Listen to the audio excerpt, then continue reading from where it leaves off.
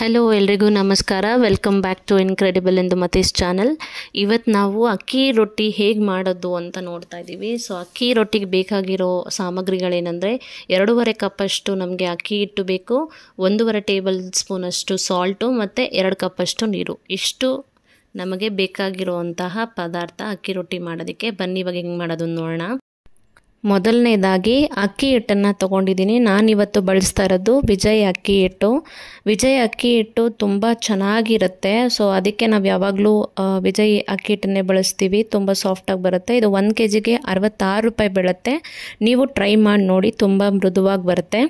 ನಾನೀಗ 2 ಕಪ್ಪಷ್ಟು ಅಕ್ಕಿ ಹಿಟ್ಟನ್ನು ತೊಗೊಂಡಿದ್ದೀನಿ. ನೋಡಿ, ಈ ಕಪ್ಪಲ್ಲಿ ನಾನು ತೊಗೊಳ್ತಿರೋದು ಅಳತೆ ಮಾಡಿ. ಸೊ ನಿಮ್ಮನೇಲಿ ಯಾವುದಿದೆಯೋ ಕಪ್ಪು, ಆ ಕಪ್ಪಲ್ಲಿ ನೀವು ಒಂದು 2 ಕಪ್ಪಷ್ಟು ತಗೋಬೋದು. ಈಗ ನಾನು ಒಂದು ಪಾತ್ರೆಯಲ್ಲಿ ನೋಡಿ, ಯಾವ ಕಪ್ಪಲ್ಲಿ ನಾವು ಅಕ್ಕಿ ಹಿಟ್ಟು ತೊಗೊಂಡಿದ್ದೀವೋ ಅದೇ ಕಪ್ ಅಳತೆಗೆ ನಾವು 2 ಕಪ್ಪಷ್ಟು ನೀರು ಹಾಕ್ಕೊಂಡಿದ್ದೀವಿ. ಅಂದರೆ 2 ಕಪ್ಪು ಅಕ್ಕಿ ಹಿಟ್ಟಿಗೆ 2 ಕಪ್ಪು ನೀರು ಅನ್ನೋ ಪ್ರಮಾಣದಲ್ಲಿ ನಾವು ತಗೋಬೇಕು. ಈಗ ನಾನು ಉಪ್ಪು ಹಾಕ್ತಾಯಿದ್ದೀನಿ. ನಮ್ಮ ಮನೇಲಿ ನಾವು ಪಿಂಕ್ ಸಾಲ್ಟ್ ಯೂಸ್ ಮಾಡ್ತೀವಿ. ಸೊ ನಿಮ್ಮ ಮನೇಲಿ ವೈಟ್ ಸಾಲ್ಟ್ ಇದ್ರೂ ಪರವಾಗಿಲ್ಲ, ಬಟ್ ಪಿಂಕ್ ಸಾಲ್ಟ್ ತುಂಬ ಒಳ್ಳೆಯದು. ಸೊ 1 ರಿಂದ 1.5 ಟೇಬಲ್ ಸ್ಪೂನಷ್ಟು ಉಪ್ಪನ್ನು ನಾನಿಲ್ಲಿ ಹಾಕ್ಕೋತಾ ಇದ್ದೀನಿ. ನೋಡಿ, ಈ ಥರ ಹಾಕಿ ಒಂದು 2 ರಿಂದ 3 ನಿಮಿಷದವರೆಗೂ ನೀವು ಕಾಯಕ್ಕೆ ಬಿಡಿ. ನೋಡಿ, ಈಗ ಕುದೀತಾ ಇದೆ ನೀರು. ಈಗ ನಾವು ಅಕ್ಕಿ ಹಿಟ್ಟನ್ನು ಹಾಕ್ಕೋಬೇಕಾಗತ್ತೆ. ಅಕ್ಕಿ ಹಿಟ್ಟನ್ನ ನೀವು ಒಂದೇ ಸಮನೆ ಹಾಕಬಾರ್ದು. ಈ ರೀತಿ ಸ್ವಲ್ಪ ಸ್ವಲ್ಪ ಅಕ್ಕಿ ಹಿಟ್ಟನ್ನು ಹಾಕ್ತಾ ನೀವು ಕಲಿಸ್ತಾ ಹೋಗಬೇಕು. ಅಕ್ಕಿ ಹಿಟ್ಟು ಹಾಕಿದ ತಕ್ಷಣ ನಿಮಗೆ ಉಂಡೆ ಕಟ್ಟಕ್ಕೆ ಶುರು ಆಗುತ್ತೆ. ಸೊ ಉಂಡೆ ಕಟ್ಟದಿರೇ ಹಾಗೆ ನೀವು ನೋಡ್ಕೋಬೇಕು. ನೋಡಿ, ಈ ರೀತಿ ಕಲಿಸ್ಕೊತಾ ಹೋಗಿ. ನೀವು ರಾಗಿ ಮುದ್ದೆ ಹೇಗೆ ಮಾಡ್ತೀರೋ ಅದೇ ಪ್ರೊಸೀಜರೇ ಇದಕ್ಕೂ. ಅದೇ ರೀತಿಯಲ್ಲೇ ನೀವು ಕಲಿಸ್ತಾ ಹೋಗಿ. ನೋಡಿ, ಈ ಥರ ನೀರು ಎಲ್ಲನೂ ಬತ್ತೋವರೆಗೂ ನೀವು ಅದನ್ನು ಕಲಿಸ್ಬೇಕು.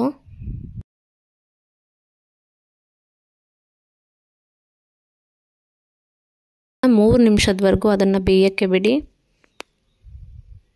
ಸೊ ಈಗ ಅದು ಬೆಂದಿದೆ. ನಾನು ಅದನ್ನು ಸ್ಟವ್ವಿಂದ ತೆಗೆದಿಡ್ತಾ ಇದ್ದೀನಿ.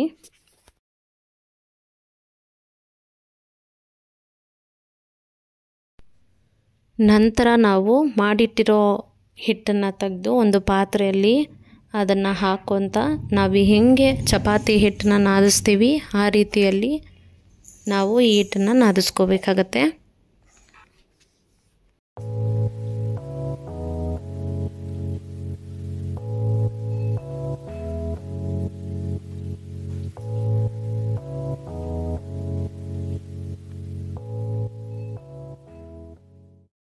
ಅಕ್ಕಿ ಹಿಟ್ಟನ್ನು ಹಾಕಿದ ನಂತರ ನಾವು ಸ್ವಲ್ಪ ಹೊತ್ತು ಅದನ್ನು ಹಾರಲಿಕ್ಕೆ ಬಿಡಬೇಕು. ಇಲ್ಲಂತಂದರೆ ನಮಗೆ ಕಲಸೋಕ್ಕೆ ತುಂಬ ಕಷ್ಟ ಆಗುತ್ತೆ, ತುಂಬ ಬಿಸಿ ಇರೋದ್ರಿಂದ.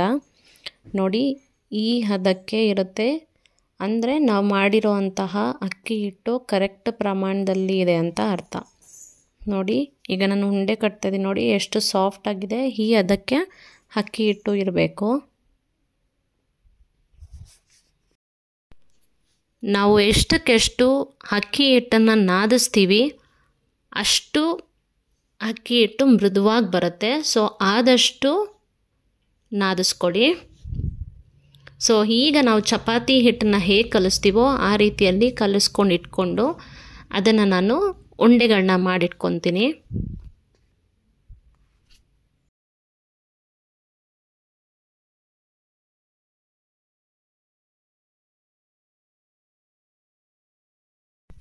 ಈ ಥರ ಮೀಡಿಯಮ್ ಸೈಜಲ್ಲಿ ನಾನು ಉಂಡೆಗಳನ್ನ ಮಾಡಿಟ್ಕೊಂಡೆ. ಸೊ ನಮ್ಮ ಮನೇಲಿರೋರಿಗೆ 7 ಅಕ್ಕಿ ರೊಟ್ಟಿಗಳು ಸಾಕು. ಅದಕ್ಕೆ ನಾನು 7 ಉಂಡೆಗಳನ್ನ ಮಾಡಿಟ್ಕೊಂಡೆ. ಒಂದು ಸ್ವಲ್ಪ ಅಕ್ಕಿ ಹಿಟ್ಟು ಉಳೀತು, ಅದನ್ನು ಎತ್ತಿಟ್ಕೊಂಡಿದ್ದೀನಿ. ಆ ಅಕ್ಕಿ ಹಿಟ್ಟಲ್ಲಿ ಒಂದು 5 ರೊಟ್ಟಿಗಳಾಗ್ಬೋದು. ಸೊ ನಾವು ಹಾಕಿರೋ 2 ಕಪ್ಪು ಅಕ್ಕಿ ಹಿಟ್ಟಿಗೆ ಒಟ್ಟು 12 ಅಕ್ಕಿ ರೊಟ್ಟಿಗಳಾಗುತ್ತೆ. ಸೊ ನಿಮ್ಮ ಮನೆಯಲ್ಲಿ ನೀವು ಎಷ್ಟು ಜನ ಇದ್ದೀರಾ ಅಂತ ನೋಡಿಕೊಂಡು 1 ಕಪ್ಪೋ ಇಲ್ಲಾಂದರೆ 1.5 ಕಪ್ಪಷ್ಟು ಹೆಚ್ಚಿಗೆ ಮಾಡ್ಕೊಳ್ಳಿ. ಆ ಥರ ನೋಡಿಕೊಂಡು ನೀವು ಪ್ಲ್ಯಾನ್ ಮಾಡ್ಕೋಬೋದು.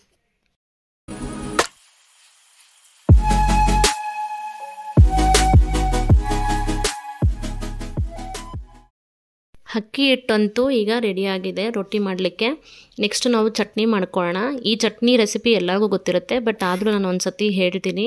ನಾನಿವಾಗ ತೆಂಗಿನಕಾಯಿ ಚಟ್ನಿ ಮಾಡ್ತಾಯಿದ್ದೀನಿ. ಅದಕ್ಕೆ ಬೇಕಾಗಿರೋದು 1 ಕಪ್ಪಷ್ಟು ತೆಂಗಿನಕಾಯಿನ ನಾನು ಚಿಕ್ಕ ಚಿಕ್ಕದಾಗಿ ಕಟ್ ಮಾಡಿಟ್ಕೊಂಡಿದ್ದೀನಿ, ಮತ್ತು ಹುರ್ಗಡ್ಲೆ, ಮತ್ತು ಕರಿಬೇವು ಸೊಪ್ಪು, ಮತ್ತು ಸ್ವಲ್ಪ ಉಪ್ಪು ರುಚಿಗೆ ತಕ್ಕಷ್ಟು, ಆಮೇಲೆ ಕೊತ್ತಂಬರಿ ಸೊಪ್ಪು, ಸ್ವಲ್ಪ ಪುದೀನ, ಒಂದು 4 ಹಸಿಮೆಣಸಿನ್ಕಾಯಿ, ಮತ್ತು ಒಂದು 4 ಹಲ್ಲು ನೀವು ಬೆಳ್ಳುಳ್ಳಿನ ಇಟ್ಕೋಬೋದು. ಇದು ಬೇಕಾಗಿರುವ ಸಾಮಗ್ರಿಗಳು ಚಟ್ನಿ ಮಾಡೋದಕ್ಕೆ. ಸೊ ಈಗ ನಾನು ಜಾರಲ್ಲಿ ತೆಂಗಿನ ತುರಿ ನಾವೇನು ಮಾಡಿ ಇಟ್ಕೊಂಡಿದ್ದೀವಿ, ಕಟ್ ಮಾಡಿ ಇಟ್ಕೊಂಡಿದ್ದೀವಿ ಅದು, ಮತ್ತು ಹುರ್ಗಡ್ಲೆನ ಹಾಕ್ಕೊತಾ ಇದ್ದೀನಿ.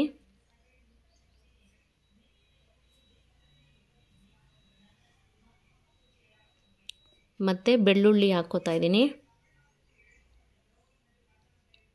4 ಹಸಿಮೆಣಸಿನ್ಕಾಯಿ, ಕೊತ್ತಂಬರಿ ಸೊಪ್ಪು, ಮತ್ತು ಪುದೀನ. ಕೊನೆಯದಾಗಿ ರುಚಿಗೆ ತಕ್ಕಷ್ಟು ಉಪ್ಪು ಏನೆತ್ತಿಟ್ಟಿದ್ವಿ ಅದನ್ನು ಹಾಕ್ಕೊತಾ ಇದ್ದೀನಿ. ನಾನಿಲ್ಲಿ ಕಲ್ಲುಪ್ಪು ಹಾಕ್ತಾಯಿದ್ದೀನಿ. ನಾನು ಈಗ ಚಟ್ನಿನ ರುಬ್ಕೋತಾ ಇದ್ದೀನಿ. ನೋಡಿ ಈ ಥರ ತರ್ತರಿಯಾಗಿದೆ. ಸೊ ಅದರಿಂದ ಇನ್ನೊಂದು ಸ್ವಲ್ಪ ನೀರನ್ನು ಹಾಕಿ ಇನ್ನೊಂದು ಸತಿ ರುಬ್ಕೋತೀನಿ.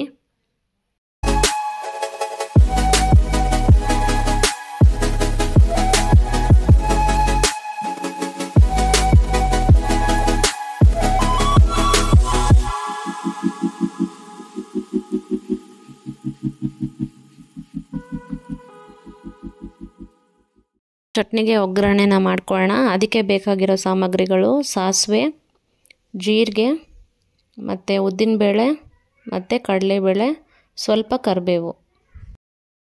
ಈಗ ನಾವು ಒಗ್ಗರಣೆ ಮಾಡೋಕ್ಕೆ ಶುರು ಮಾಡೋಣ. ನಾನಿಲ್ಲಿ 1 ಸ್ಪೂನಷ್ಟು ಎಣ್ಣೆನ ಹಾಕ್ಕೊತಾ ಇದ್ದೀನಿ. ಎಣ್ಣೆ ಕಾದ ನಂತರ ನೀವು ಸಾಸಿವೆನ ಹಾಕ್ಕೊಳ್ಳಿ.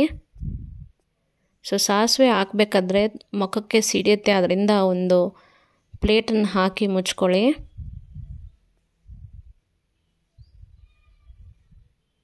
ಈಗ ನಾವು ಉದ್ದಿನಬೇಳೆ ಹಾಕ್ತಾಯಿದ್ದೀವಿ,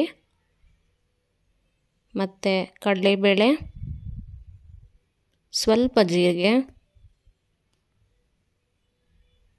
ಮತ್ತು ಇಂಗು ಪುಡಿನ ಹಾಕ್ಕೊಳ್ಳಿ. ಇಂಗು ಪುಡಿ ಹಾಕೋದ್ರಿಂದ ತುಂಬ ವಾಸನೆ ಬರುತ್ತೆ, ಚೆನ್ನಾಗಿರುತ್ತೆ. ಮತ್ತು ಕರಿಬೇವನ್ನು ಹಾಕಿ ಒಗ್ಗರಣೆ ಮಾಡಿ ಮುಗಿಸಾಗಿದೆ. ಇವಾಗ ಅದನ್ನು ನಾವು ರುಬ್ಬಿಟ್ಟಿರೋ ಚಟ್ನಿಗೆ ಹಾಕೋತಾ ಇದ್ದೀವಿ. ಅದನ್ನು ಒಂದು ಪಾತ್ರೆಗೆ ಶಿಫ್ಟ್ ಮಾಡ್ಕೋತಾ ಇದ್ದೀವಿ. ಸ್ವಲ್ಪ ಗಟ್ಟಿ ಇದೆ ಅಲ್ವಾ, ಆದ್ದರಿಂದ ನೋಡಿಕೊಂಡು ನೀವು ಸ್ವಲ್ಪ ನೀರನ್ನ ಹಾಕ್ಕೊಂಡು ಕಲಿಸ್ಕೊಳ್ಳಿ. ಆವಾಗ ಕರೆಕ್ಟ್ ಹದಕ್ಕೆ ಬರುತ್ತೆ.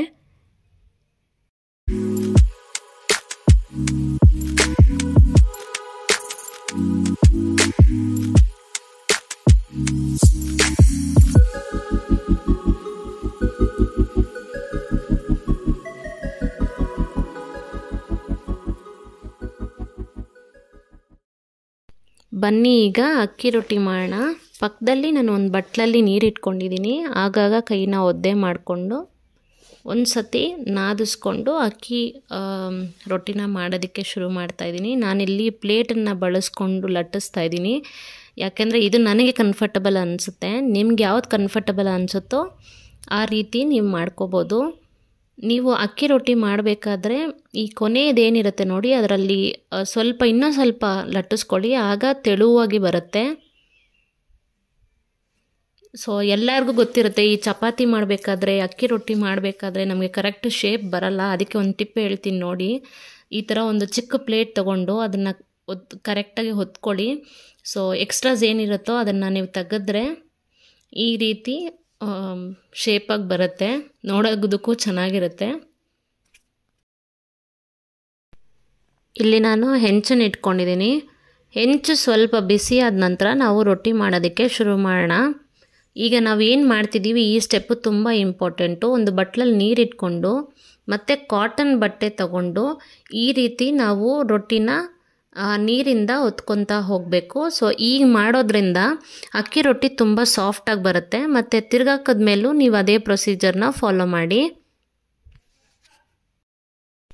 ಒಂದು ಅಕ್ಕಿ ರೊಟ್ಟಿ ಬೇಯಲಿಕ್ಕೆ ಒಂದು 2ರಿಂದ 3 ನಿಮಿಷ ಸಾಕು. ಬೆಳಗ್ಗೆ ಹೊತ್ತು ಟಿಫನ್ಗೆ ಇಲ್ಲಾಂತಂದರೆ ಮಧ್ಯಾಹ್ನ ಮಕ್ಕಳಿಗೋ ಇಲ್ಲಾಂತಂದರೆ ನಿಮ್ಮ ಹಸ್ಬೆಂಡ್ ಲಂಚ್ ಬಾಕ್ಸ್ಗೆ ಏನು ಹಾಕ್ಕೊಡೋದು ಅಂತ ಯೋಚನೆ ಮಾಡೋರು ಈ ಅಕ್ಕಿ ರೊಟ್ಟಿ ಮಾಡಿ ಟ್ರೈ ಮಾಡಿ, ತುಂಬ ಈಸಿಯಾಗಿರುತ್ತೆ.